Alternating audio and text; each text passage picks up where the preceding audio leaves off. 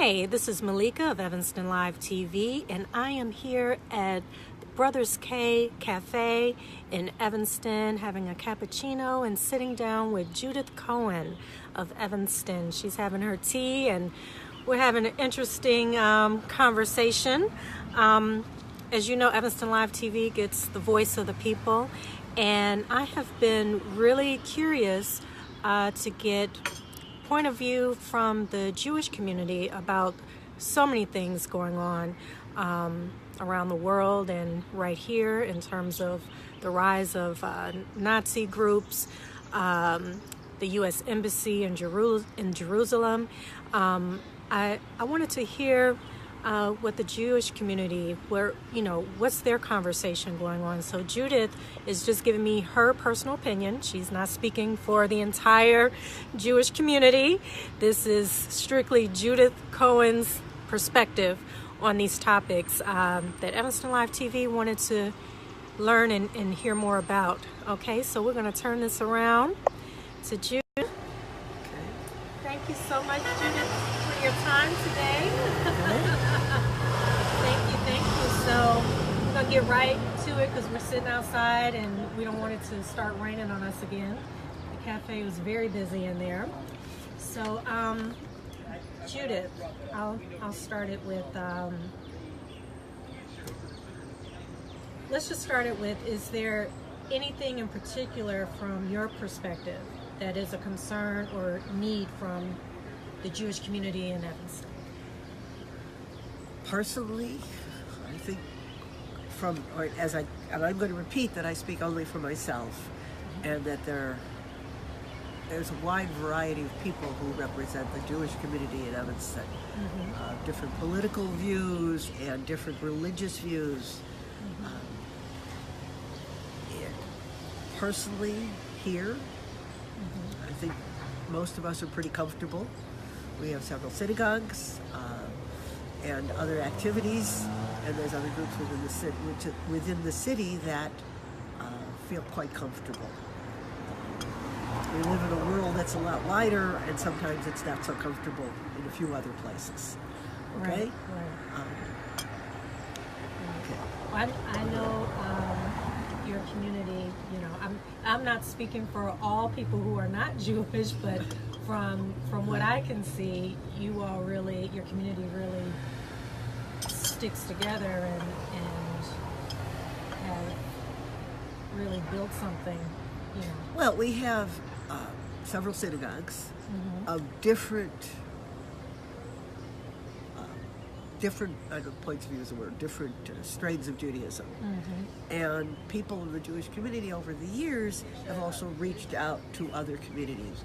Many years ago, I was in an interfaith group that met with mostly Christian people, and we had a number of activities that we did connected with some of the interfaith groups in Evanston. Many other people in the Jewish community have done the same thing.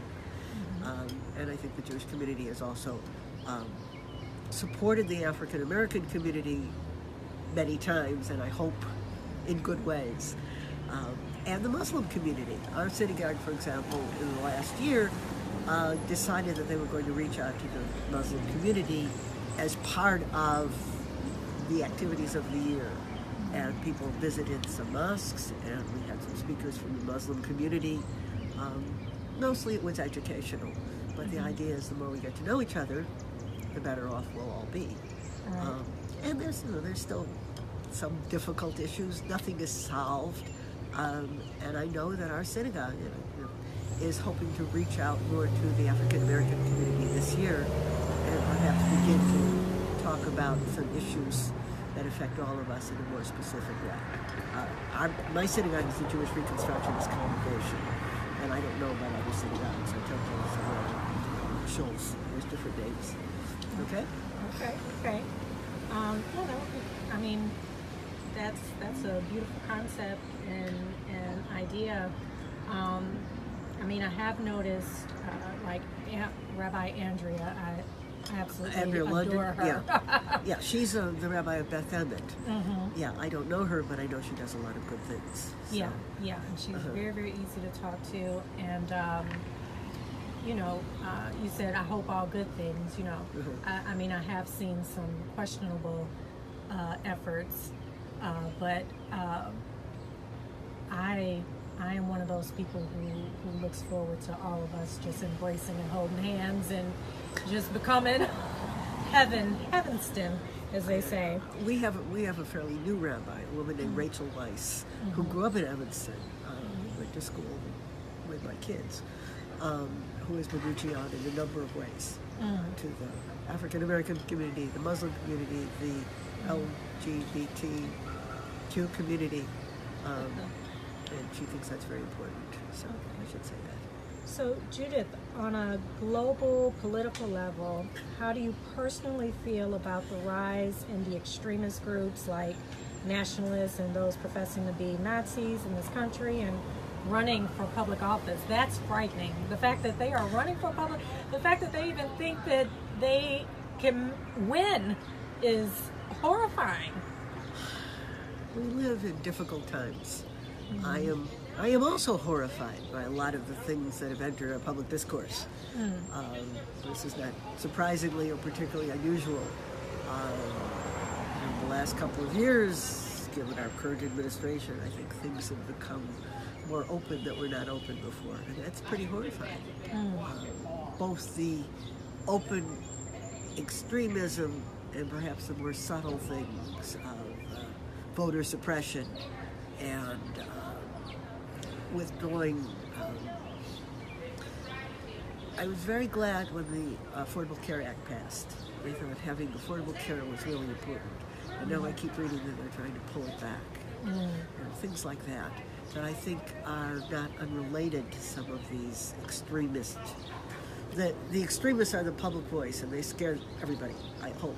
Most everybody. Most everybody. You'd be surprised, though. But I think that there's more subtle forms of bigotry that are very frightening. And I hope that I spend a lot of time thinking about what I could do. I'm sorry. I spend a lot of time trying to think what I could do that would be useful. Evanston is a pretty good place. Most of my elected officials are people that I respect. And when there's a vote in the Congress or something, most of the people are going to vote the way I would like them to vote. But there's other places where that's not so true. And I think about that a lot. You had said something about the hidden bigotry. Can you speak? It's hard to get someone who's not African American, Black, Latino, to speak on what does that look like from another perspective. When you see hidden bigotry, describe that. Because that's what we fight every day, is the hidden bigotry. Well, yeah, I don't know quite what I could say about that. That low expectations. When we talk about things like medical care or mental health or voter suppression, I think that a lot of these things are disproportionately affect communities of color and poor people and all sorts of things like that. And that sometimes they more openly affect some of these groups. So, I think everybody should have medical care. This is something I believed, and that we would all be better off. I think schools should be decent all over, and sometimes they're not, and sometimes that impacts disproportionately people of color. And one of my other hats is that I've been a reading specialist and a literacy person for many years, and I'm for decent early childhood education, because I think all children should have a decent start in life, but it's much better to help children get a decent education and start well than to try and deal with them 20 years later when they don't have skills to get a decent job. Is that answering your question? Yeah.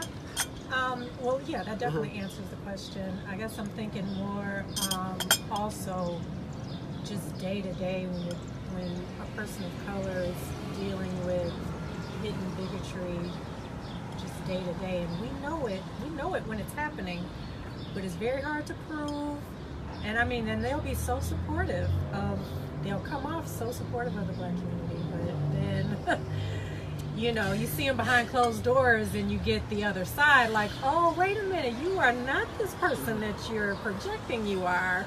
And then you can't prove it because it's just the two of you. I can only say that I try to do the same thing behind closed doors as in front of closed doors, and I spent my whole working community, as I said, mostly in education, trying to help people have an equal start or a better start, or deal. I'm not sure if this is the subject you want. I worked for many years at University of Illinois Chicago, working with underprepared college students. This is something I know a lot about, and that sometimes.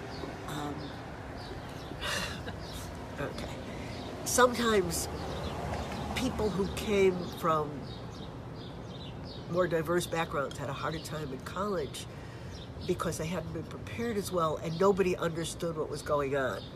It was that. All right, that was probably expectations, and I tried to get through some of the expectations and prepare students more explicitly for what it was their professors were saying. A lot of times we hear what we think we're going to hear. I may be going off the subject here. I don't know.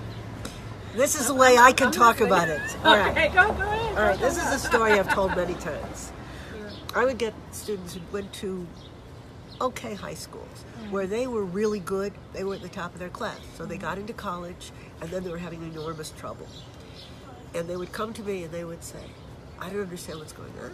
I read all the work. I do everything. I don't understand why I'm doing so bad. Then I would go to the professors, and I did some research on this, and I would say, what's the problem? And the professors would say, these kids never read the work. They don't do it. And I thought for a while, and I talked to people more, and I discovered that people had different definitions of what they were talking about.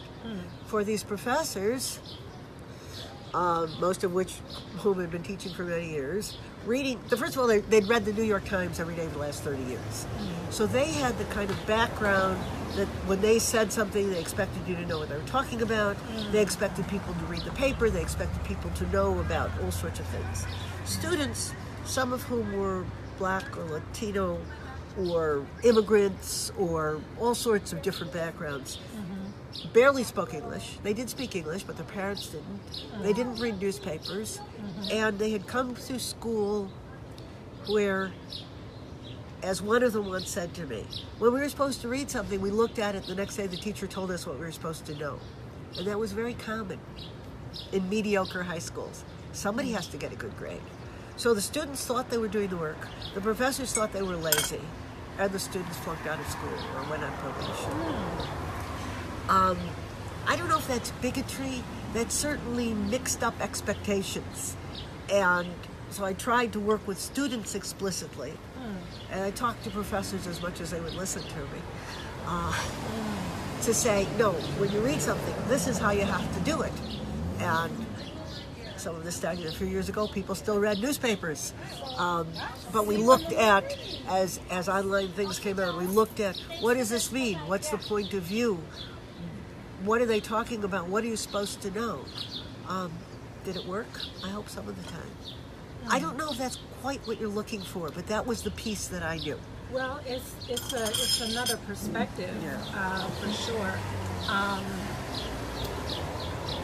I guess, you know, stories that I hear in Evanston, I mean anywhere, people of color, you know, especially in business and the workplace. I mean, we experience bigotry. It gets very tricky. People have expectations. And I think you put women into some of this. We talk about the old boys club, and the women don't play golf, or they don't know the jokes, or they're not, you know, I think that's another piece of it. That's not the piece you're talking about. But I think that's true. The expectations are low, I would say, and that often leads to people saying, oh, they don't know, they're not prepared, they're not ready. And it's really that they have a slightly different reality. It's not that these kids that I worked with for years were not bright, and they knew lots of things that the professors didn't know, but they didn't know always the things that the professors had read in the New York Times the night before. Okay. So. Okay. That may not be the answer you want, but that's an answer I could give. So. Well, actually, I mean, you probably can't really answer it because it's been a problem since generations. Nobody's been able to answer it. And I see this with immigrant groups that as each immigrant group has come, there's been the same. Well, they can't do it. They're lazy. They, don't speak English. And then that immigrant group does something, and another immigrant group comes along, and now it's probably Latinos. And then that group will succeed and just overachieve, and then they still run into the bigotry where they're being celebrated by the bigot, but then behind closed doors, that bigot's like, I'm going to crush that person, just because I hate the color of their skin at the end of the day. That's what we call it. I know that. I hope that I don't see much of it. I don't know that I see much of that at this point in my life, but maybe I don't notice it in the way that you might notice it. Right, okay. Or maybe people aren't going to say it directly to me, but they might. That's honest. I appreciate that. Okay, so next question. So how do you feel about what's going on at the border under this current administration with separating young kids from their parents and placing kids in cages? And I think it's catastrophic. Yes. My husband worked in immigration for many years, and there were always rules about immigration. But we allowed immigrants in, many different kinds of immigrants, and they joined the society as best they could, and some needed more help and some needed less, and sometimes their communities helped them. And it just gotten so much worse. Should we ever separate kids? No, absolutely not. I better speak louder. No, we should never separate kids. I don't know what I can do about it. As I said before, the people that I have voted for mostly are also against these things. So was it the senator from Oregon went to Texas last week, Merkley, and tried to get into one of these centers and they wouldn't let him in? That's awful. I think we probably can't have completely open borders, but we should certainly allow immigrants in.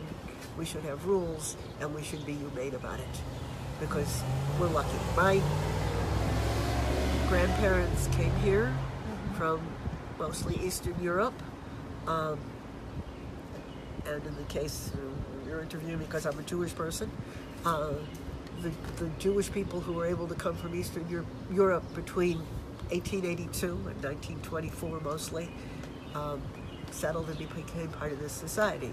Those that stayed behind were mostly killed. It's just as clear as that. So it's pretty clear that it was better to be an immigrant. I wish I could think of what we could do about this aside from voting and things like that. I think, again, you talk about silent bigotry. There's a lot of open bigotry right now, which is just awful. So, yeah. There's definitely something I want to say to that, but I don't want FBI coming and handcuffing me on what we need to do. But that's a whole nother. Come and get me, because I think we shouldn't put kids in cages and let them come and get me and I'll fight. Yes. And I knew of people who hid during World War II, those who survived, and people whose families were killed. And it was awful. And when they start talking about some of the things that are being done now, it's very frightening.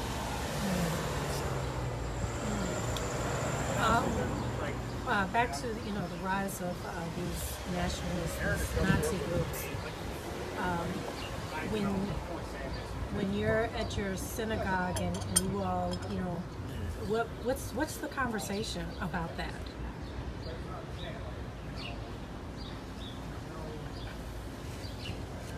I don't hear a whole lot about that. I think I don't hear a lot of the synagogue. I'm on a lot of email stuff, and I see a certain amount of that on email because sometimes from Jewish publications, sometimes from progressive publications, that this is frightening. And I mean, I saw something today that I've seen before saying, these are the things that the Nazis did when they were coming in. Here are the things they're doing. The big lie, separating children, some of the other things that were done. So I think it's there. I hope it's not really time yet. And it's frightening. Most of the people that I know or people that I follow say that we have to vote some of these people out. We're not beyond that yet. I hope we don't get beyond that. So everybody's got to vote. Everybody's got to vote. And somehow we've got to be sure that everybody votes and that the votes get counted. So, it's awful. I could say. It's crazy. And I think I can't imagine anybody in the Jewish community who doesn't feel that way, even though we have other disagreements.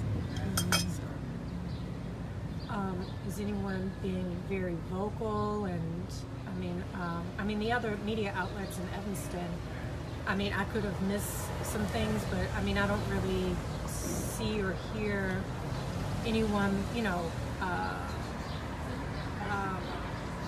being vocal about this is insane, and we need to get out here and vote. We need to do something. There's lots of people who are vocal. I don't know if they're vocal as part of the Jewish community. But I think there's lots of people who are in elective office and other places. And there's lots of progressives who are vocal in their way. I certainly know people. There are people who are in my synagogue. I've protested a few times. Occasionally I go and stand and I have a resist button and all that stuff. But I'm not sure how much good it does. I protested the day after the election. I protested a year after the election. I went to some of the other protests. I went to the pro-science rally last year. Why do we have to have a rally in favor of science? Everybody should be in favor of science and facts and learning and things. Right. None of these things are unrelated. And there are people I know who are standing up for these things. 35 years ago, I participated in some anti-Nazi activities. How's that? When in 1980, in 1980, if you want this, I can say that, when the American Nazi Party wanted to march in Skokie, you probably weren't even aware of this. I remember that. Oh, were you? Okay. They never actually got to Skokie, but they got to Evanston once for about 12 seconds. And I was standing there. It was somewhat symbolic, and there were people who, at that time, there were still a lot of Holocaust survivors and people who come from Eastern Europe who were still alive. Most of them have gone on, have passed on now. I hope we don't come to that. I think most of what I see is more widely political. It's not specifically, but I may be wrong. There may be other things that I don't see. Okay. Did you have any thoughts, one way or the other, on this administration's actions to move the U.S. Embassy to Jerusalem? Okay, this is not one you could do easily. The Jewish community has a lot of different points of view on what should happen in the Middle East. Personally, for many years, I have hoped that there would be some sort of a solution that would recognize the rights of both Israelis and Palestinians, what's called a two-state solution. I don't know how much we pay attention to that. I think moving the embassy was probably not a good idea in the pursuit of peace, but it's not clear what's going to happen now. I have some friends who were recently in Israel on a fact-finding mission, some of whom are from Evanston.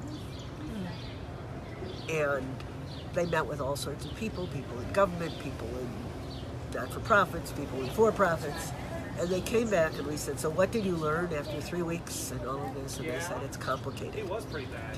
They just kept saying, it's complicated. There are many people of goodwill who are very concerned about rights, but there are also people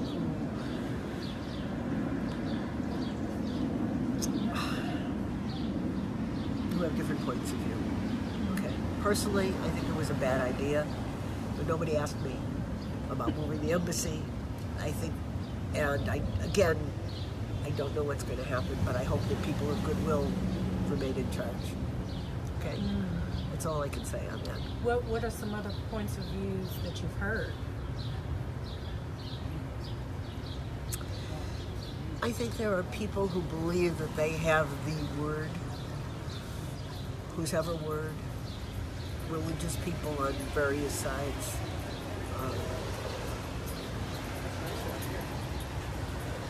And they perhaps believe more strongly than I do or more differently than I do. I don't want to get into this because I don't want to speak for anybody else. In the Jewish community, these are complicated issues. Okay. Personally, I wouldn't have, if I were in charge.